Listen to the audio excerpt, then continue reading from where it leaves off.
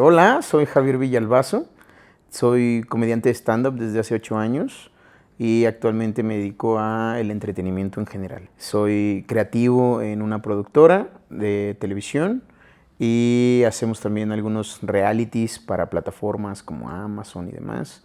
Entonces, como que la comedia me dio la bienvenida a esta parte laboral, pero ya adentro como que he ido agarrando muchos otros caminos que igual siento que me van sumando a la parte de comediante. Entonces, digamos que si tuviéramos que conceptualizarlo, me dedico al entretenimiento. Estoy con Jordi Rosado en un proyecto que se llama De Noche Ya Se Armó, que se transmite por Unicable todos los lunes a las 9:30 de la noche. Ah, comercial. Y ahí soy creativo. En general, soy el que arma, como propone las ideas, arma el programa y demás. He sido story producer en algunos reality shows, por ejemplo LOL. Estuve involucrado en LOL México y LOL Argentina, las últimas temporadas, las más recientes. Y también tuve la oportunidad de hacer todo el contenido adicional de Temptation Island México y Cordillera, que era Argentina-Chile.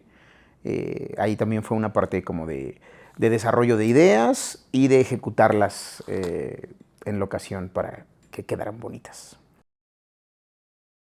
Sí, mucho. Y creo que eso es lo que te digo que ha sumado a mi desarrollo como comediante también, porque cuando trabajas para alguien más, aprendes a soltar. Entonces, cuando estás escribiendo para ti y ejecutando para ti, pues dices, pues yo estoy cómodo con esto y listo, ¿no? Pero cuando lo tienes que hacer para un proyecto donde hay más personas involucradas, pues tienes que mantenerte en una línea de comunicación o en un contexto que hay que respetar. Y entonces aprendes también a soltar, ¿no? Que a lo mejor en tu cabeza pueden sonar geniales las ideas, pero no siempre son lo que se necesita. Y eso también está, pues bonito. Te frustras menos, ¿sabes? Porque de repente sucede que tomas una mala decisión y dices, ¡oh! Esto era una genialidad, ¿no? ¿Y por qué? Y te frustras mucho. No sé si les pasa a ustedes como creativos, pero de repente es como de, ah, no valgo nada y demás. Y ya cuando entiendes que es lo que se necesita en el momento que se ocupa, ya eres menos cruel contigo mismo y dices, bueno, la soltamos, la dejamos ir y volverá. ¿O no? Hace no mucho estuve en una campaña como comediante para una marca de licores que decidieron que iban a combinar comedia y el producto, y entonces nos convocaron a todos, nos dieron como los lineamientos, pero no fue sino hasta una hora antes de comenzar la grabación cuando nos dijeron, ay, ¿qué creen, muchachos? No pueden hablar de esto, esto y esto. Y si pueden meter un comercial orgánico, mejor, ¿no? Entonces, no es complicado, pero sí es laborioso, ¿sabes? O sea, creo que me ha tocado convivir con compañeros que de repente están en esta situación y te dicen, no, ¿cómo me avisas ahorita? Yo tengo un estilo y estás atentando contra mi trabajo y mi personalidad.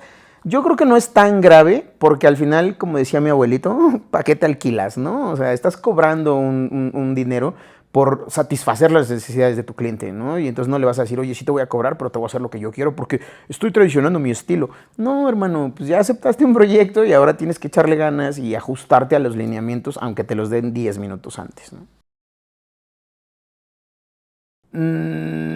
Creo que no. Creo que he sido muy afortunado.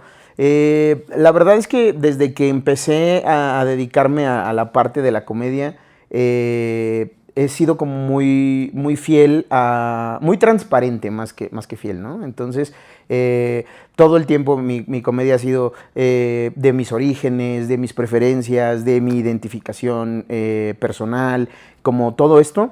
Y la gente me ha abierto un espacio dentro de sus preferencias para escucharme y para como tratar de entender este proceso que para mí también fue nuevo, ¿no? Yo ya entré un poco, digamos, grande al mundo de la comedia y entonces tenía como muchas historias que contar y no sabía cómo hacerlo, y poco a poco me fui dando el tiempo para entender cómo pedir esos permisos y poder hablar de cosas que para mí son importantes y que a lo mejor a ti te pueden resonar en un tema de, ay, ¿yo por qué voy a saber tus preferencias sexuales, no? ¿Por qué me estás hablando de esto? Eh, he tenido como suficiente tacto. Tuve una educación muy cristiana. Entonces, como que siempre me dijeron, por favor y gracias, hay que tener como esta delicadeza. Entonces, siento que yo no me he sentido amenazado en ningún momento por un tema de limitantes. Sin embargo, sí he aprendido con el tiempo que tienes que revisar dónde estás parado antes de empezar a caminar para no darte un golpazo y después decir, fue culpa de los que me trajeron. No, carnal, tú tenías que haber revisado cómo estaba el terreno antes. Yo creo que actualmente la cancelación está en la gente en redes sociales. Siento que de alguna manera el gobierno sigue la línea que ha seguido todo el tiempo. No ha cambiado ese discurso. Las personas que arremeten contra temas gubernamentales como los desaparecidos, la falta de seguridad, el tema económico, saben que de alguna manera va a venir una respuesta, ¿no? Porque pues estás aventando piedras para arriba y van a regresar, y en su mayoría más fuertes porque pues también te avientan ellos. Entonces creo que el tema con gobierno, aunque muchos se han disfrazado muy amigables, sigue siendo la misma cosa, que es, mientras no te metas conmigo, yo no me meto contigo, entonces cada quien su camino. Sin embargo, creo que la apertura en redes sociales y este acceso a plataformas en donde puedes transmitir tus pensamientos o comunicar de manera directa sin tantos filtros, ha abierto la posibilidad a que cada manera de pensar encuentre personas afines que se vuelvan como ciertas comunidades y después digan, ah, él está en contra, hay que quemarlo, ¿no? Como hace muchos siglos. Y creo que también es parte del proceso de madurez del canal de comunicación, ¿no? En algún momento aprendimos nosotros que si nos juntábamos y creábamos sociedades, pues éramos más fuertes y creábamos plataformas interesantes. Y en este momento, creo que en específico el Internet está pasando por ese desarrollo, ¿no? La gente está entendiendo que lo que dice tiene poder, que las palabras tienen repercusión, que los señalamientos tienen consecuencias, y entonces poco a poco supongo que iremos madurando en ese sentido y pues va a dejar de afectarnos esa cultura de la cancelación como tal, ¿no? Creo yo. Espero, esa es mi esperanza. Yo creo que es más arriesgado ser honesto. Yo creo que el riesgo de la honestidad no va en función de qué tan gracioso eres o no, porque la gente de repente... Hay un concepto que la gente llama brutalmente honesto, ¿no? Que es cuando eres en 3 platos un hijo de la fregada, ¿no? Y entonces no tienes filtro y no tienes... y justificas esta falta de empatía con... Perdón, es que yo soy brutalmente honesto. No, carnal, nada más tienes tacto de dinosaurio y ya, güey. Pero está bien que tengas un punto de vista y está bien que lo expreses, güey. Lo que también debería complementar este proceso es que entiendas que la manera en la que emitas un mensaje va a marcar mucho la manera en la que sea recibido y cómo sea devuelto ese mensaje, ¿no? Entonces, creo que cuando empecemos a ser un poco más responsables, ahí está, responsabilidad. Cuando empecemos a ser un poco más responsables de las cosas que lanzamos a la gente, al público, al internet, vamos a tener menos problemas de, ay, ¿por qué me dicen eso? ¿Por qué me están diciendo, ay, no? Ah, pues sí, ahorita estás llorando, güey, pero cuando te paraste y señalaste sin ningún tapujo con tu dedo índice y el pulgar, güey, lo que creíste que era obviamente desastroso, pues no te importó cuál era la reacción de la gente que estaba involucrada en eso, ¿no? No te tuviste un poco a pensar en qué podías afectar, y ahora que los resultados o las consecuencias te están afectando directamente, ahora sí es, ay, no, no me digan, no me hagan. Nah, creo que no se vale. Hay que ser responsables. Responsables. No, hombre, no, justo veníamos platicando, hace poco tuve una experiencia. Yo creo que no es que no haya cosas que no se puedan decir sin que te funen o te cancelen. Yo creo que justo hay que aprender a hablar de todo. Tengo un amigo en Argentina que también es comediante, y justo hace poco sacó un especial que se llama Ya no se puede hacer chistes de nada. Y el hilo conductor del show de comedia es cómo ha ido evolucionando este discurso a través de los años, sobre todo en nuestra generación que crecimos como, que nacimos como en los 80s, finales de los 70s y crecimos en estos 90s, en donde empezó como esta revolución cambiaria y veníamos de una idea de todo lo que dicen mis papás es ley y todo lo que me han inculcado es lo que tengo que seguir fomentando, porque así es como trascienden las generaciones y demás. Y de repente se abre la puerta a, oye, y si piensas por ti mismo, y si tienes tu propio criterio, y si tienes tus propios ideales, y los defiendes y los expones, creo que eso abrió la puerta a que mucha gente dijera, no hombre, pues es que ya se quejan de todo, es que ya no se puede hacer nada sin que lloren, pues no, son la generación de cristal. No, señor, que está usted tomando su café en este momento mientras ve este contenido. No se trata de, es que ustedes ya no aguantan, es que ustedes qué van a hacer para que se acerquen a estas nuevas generaciones de una manera amable y podamos entablar un diálogo que sea, pues, fructífero para todos, ¿no? O sea, nosotros tampoco queremos andar alejándonos de personas que tienen cierto histórico en la vida que nos permiten conocer cosas en la experiencia en cabeza ajena, ¿sí topas? Que es como el güey, o sea, yo quiero escuchar las historias de mis papás, yo quiero escuchar las historias de mis abuelos, las historias de las generaciones anteriores. Pero si todas las historias van a terminar en es que ustedes ahora ya se visten como les da la gana y qué es eso, o sea, ahí ya hay un juicio, hay una crítica, hay un ataque. Y creo que eso es el origen de esta cultura de la cancelación o de la funa, ¿no? El decir, desde donde yo vengo, yo tengo la verdad absoluta y ustedes están muy mal. Creo que ese es el problema más grande. No, pero la he vivido muy de cerca con mucha gente. Por ejemplo, hace 7 años estaba yo en un proyecto de televisión con Comedy Central. Era un programa de panel, éramos 5 comediantes y uno de ellos tuvo un problema de cancelación. Cuando comenzaba el movimiento Me Too, salieron algunas cuestiones ahí de esta persona y demás, y entonces pude presenciar de primera mano como en el momento en el que detonó el asunto y los próximos 4 años, tuvo que iniciar un proceso de rehabilitación, tuvo que iniciar un proceso de reajuste, tuvo que iniciar un proceso de cambio que le permitió reinsertarse a esta nueva sociedad, a este cambio social que estamos tratando de impulsar, de ser empático, de ser responsable, de ser un poco menos ensimismados en nuestras verdades o en nuestras realidades. Y creo que fue un proceso que me sirvió mucho para darle el peso que le doy hoy a la empatía en mi discurso. Si bien desde el principio me he tratado de mantener en esa línea, creo que en este momento en particular es lo que me ha salvado de meterme en líos, porque siempre trato de pensar cómo puedo comunicar lo que yo quiero comunicar, pero cómo puede ser de una manera receptiva o de una manera positiva y no un discurso de odio o transgresor violento, ¿sabes? Puede ser transgresor, sí, pero también puede serlo desde la empatía. Hace poco estaba viendo unas imágenes que pegaron en la ciudad, no sé si las vieron, que decía ternura radical, y era un movimiento que estaba conectado con el movimiento zapatista y las mujeres dentro del movimiento zapatista, y como todo esta evolución de la parte femenina dentro de un movimiento social tan importante como lo fue el zapatismo en México.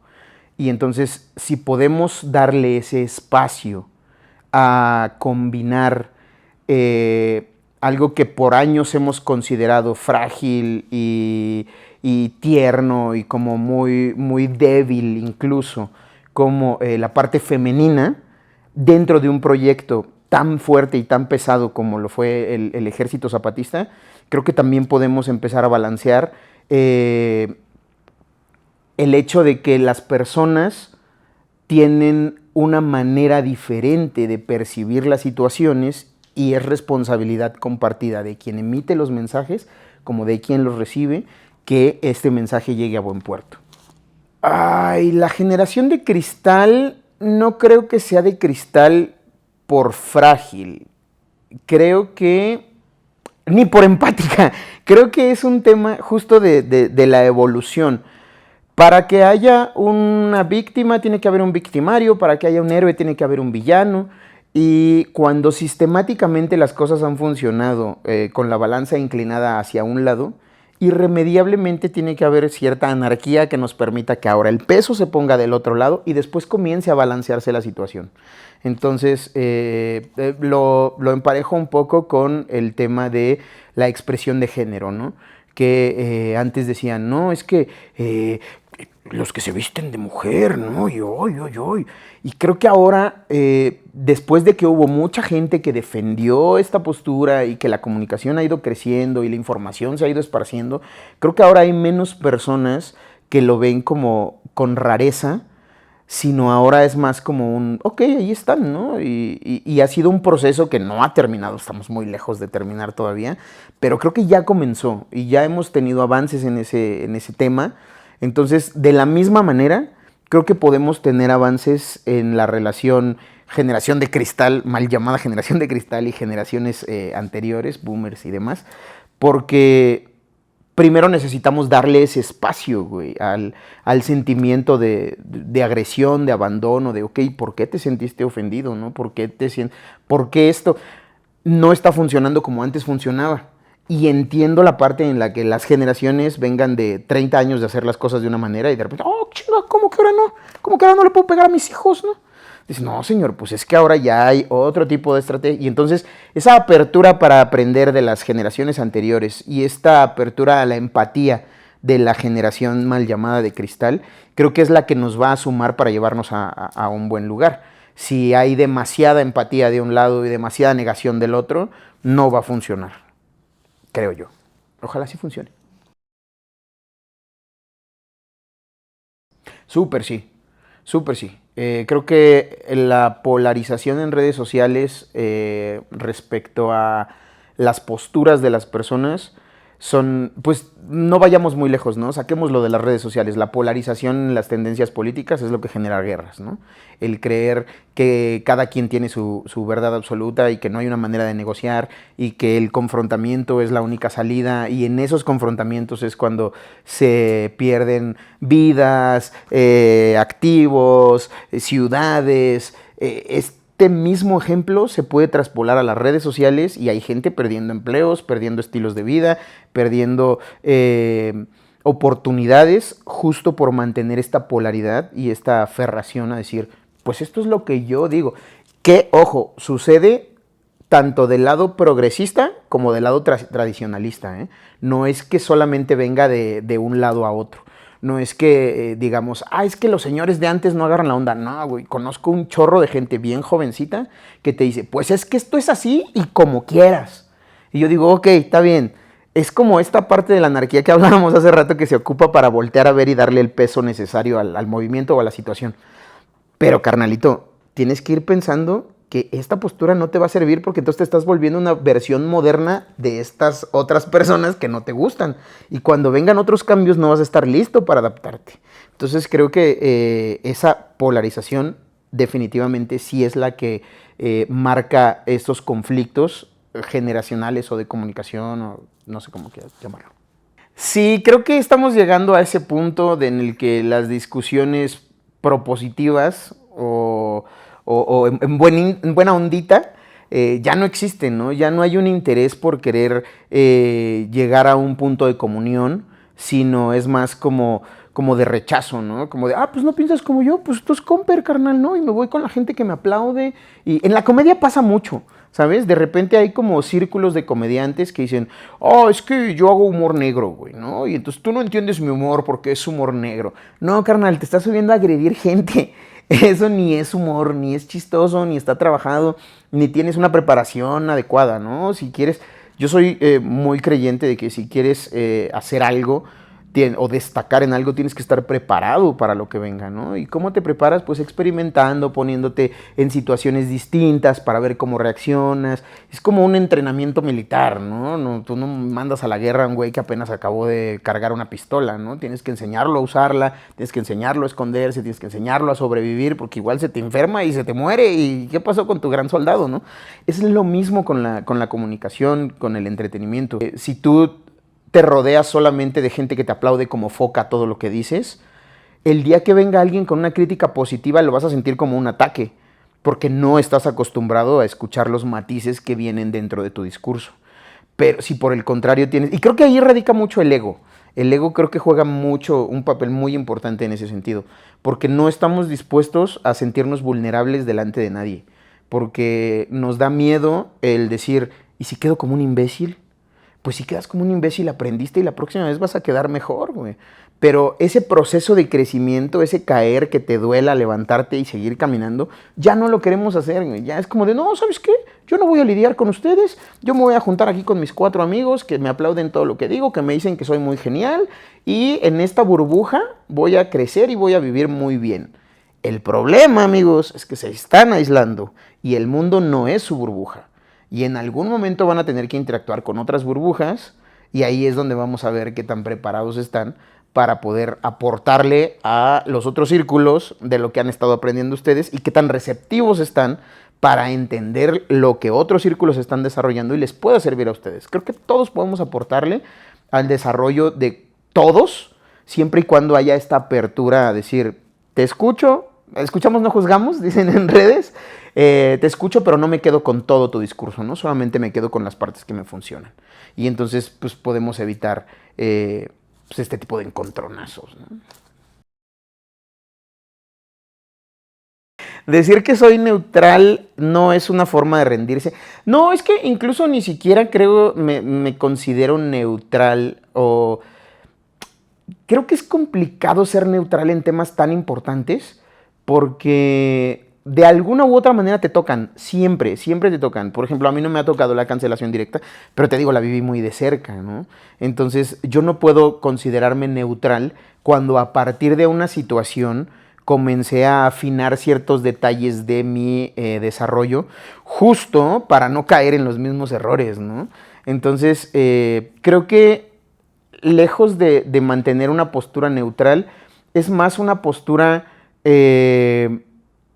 no confrontativa, pero de mucho diálogo, ¿sabes? Como entender que, otra vez, que yo no tengo la verdad absoluta y que quien venga tampoco la va a tener, pero juntos podemos construir una nueva verdad que nos reconforte a ambos, ¿no? Y crear un espacio de paz y de amabilidad en donde podamos convivir. Aunque a ti te guste el rojo y a mí el blanco, no importa. Hay lugares en los que el rojo y el blanco pueden convivir, no pasa nada. No tienes que decirme, ah, sí es cierto, el blanco está más chido que el rojo. No, ahora si mi objetivo es que tú me digas desde el principio, el blanco está más chido que el rojo ya no me gusta, ahora me gusta el blanco, también es un error mío, ¿sabes? Porque entonces no estoy dialogando, no estoy negociando, te estoy adoctrinando.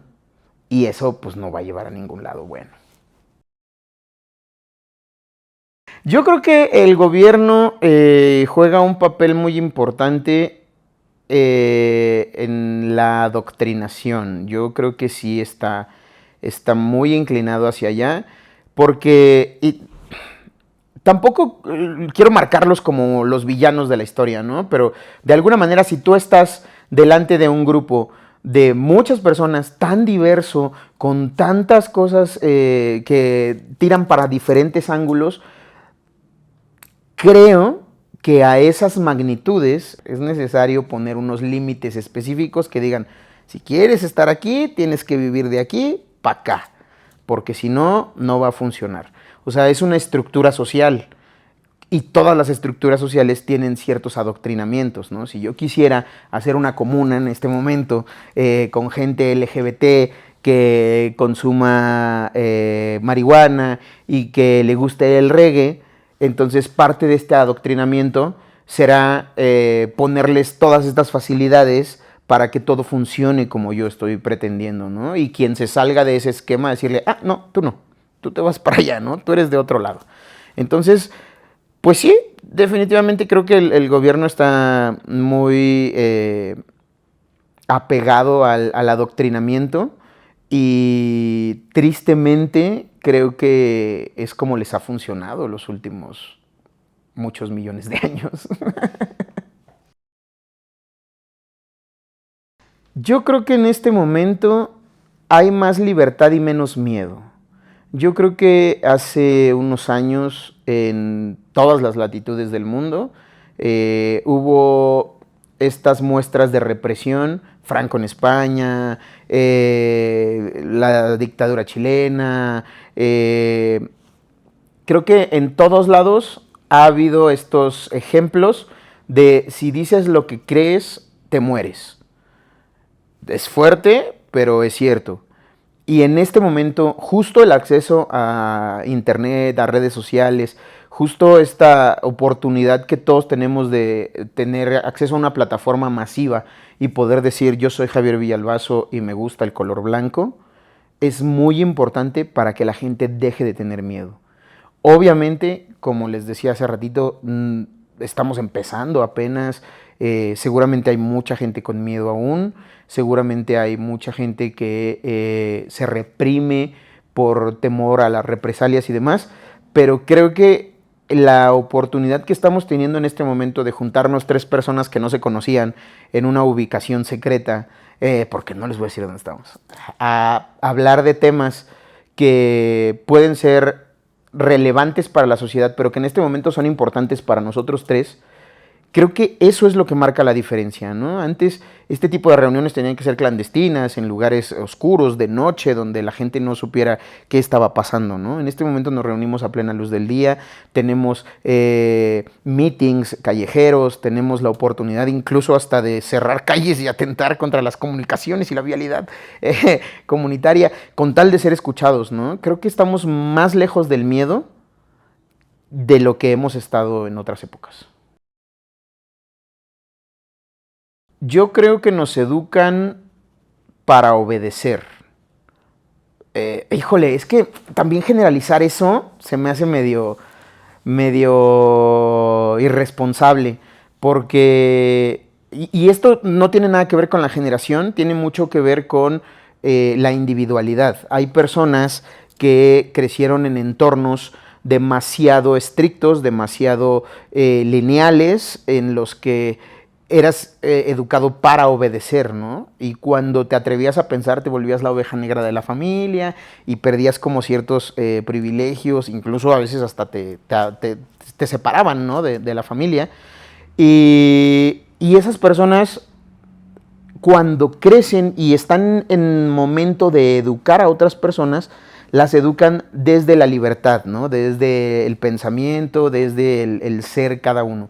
Entonces, si bien es cierto, la generalidad es que nos enseñen nos eduquen a obedecer, creo que en el fondo cada persona tiene la oportunidad de desarrollar este pensamiento crítico y cambiar lo que sigue a partir de ella a perpetuar estereotipos o malas prácticas que nos han llevado a lugares pues, muy oscuros, ¿no? Por no cuestionar, por no crecer, por no preguntar. Yo creo que hay personas que deciden no tener el pensamiento crítico porque están cómodas en donde están, ¿sabes?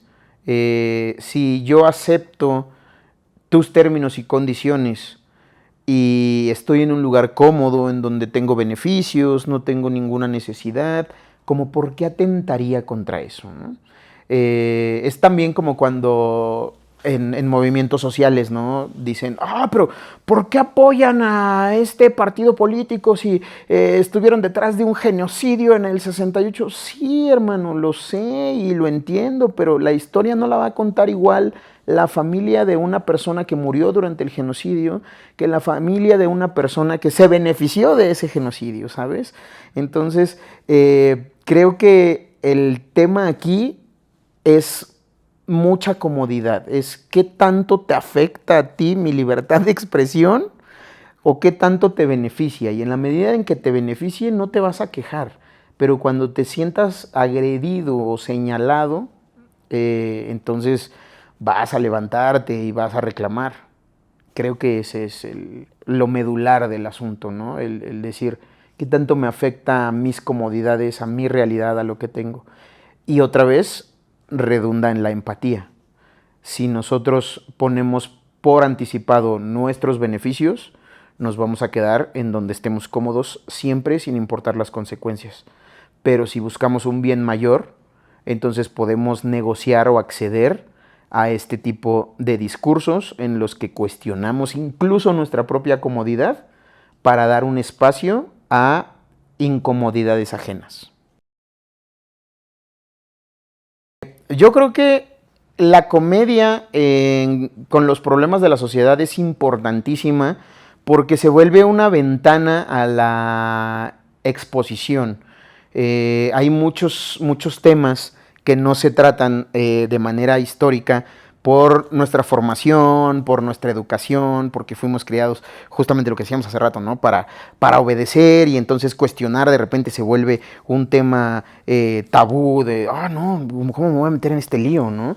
Y de repente encontrarte un espacio en el que de manera cómica expones situaciones de abuso de poder, de violencias, de malas prácticas, de muchas cosas con las que de repente nos identificamos, pero las tocan desde un punto en el que no se vuelve traumático para ti, sino te ríes porque dices, mira, ¿no? Mis chistes, mis traumas, ¿no? Pero también son tus traumas y también pueden ser tus chistes.